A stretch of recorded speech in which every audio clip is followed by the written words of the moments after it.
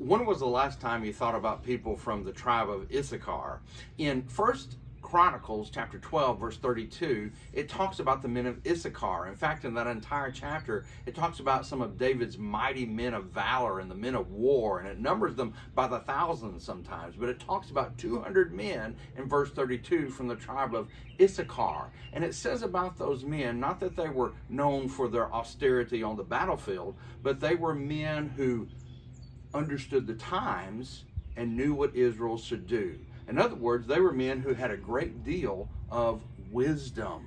And when we think about wisdom and we think about what Solomon writes about in Ecclesiastes, verse 8, we read, he asked this question. Being one of the wisest men that's ever lived, he asked this question, who is the wise man? And who knows the interpretation of a thing? And now this wise man is questioning about wisdom, and it goes on to say in the remainder of the verse, a man's wisdom makes his face shine, and the sternness of his face is changed. Really, he's saying here, who is like a wise man? And then he describes what a wise man is like.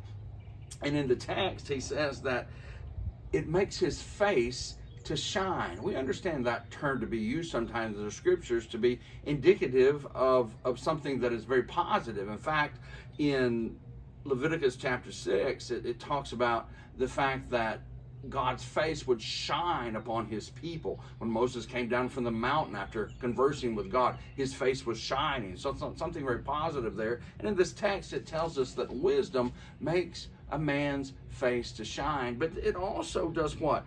It alters or it changes the sternness, one translation says the boldness of his face.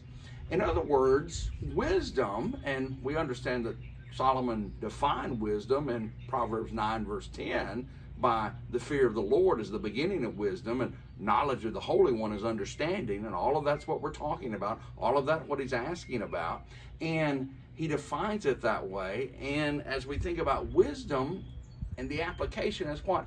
It does more than just give us knowledge. It changes us.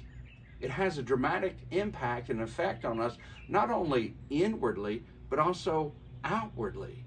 And our demeanor and the way we deal with people and the way we handle people with our wisdom is one that's very positive, and one that's not like the negativity of the world. And as I've thought about what this verse says, and I've thought about some people that I regard as very wise people, both in my past and my present, I've come to the conclusion that they all have one thing in common. They're all very kind people. They're all very warm and loving people. They're all very genuine people. And when we try to put the wisdom that Solomon is writing about here and that God talks about in his word into our heart, it's going to come out in our face. It's going to come out in our voice. It's going to come out in everything that we do. And so let's be wise, yes, inside, but let's show that wisdom on the outside.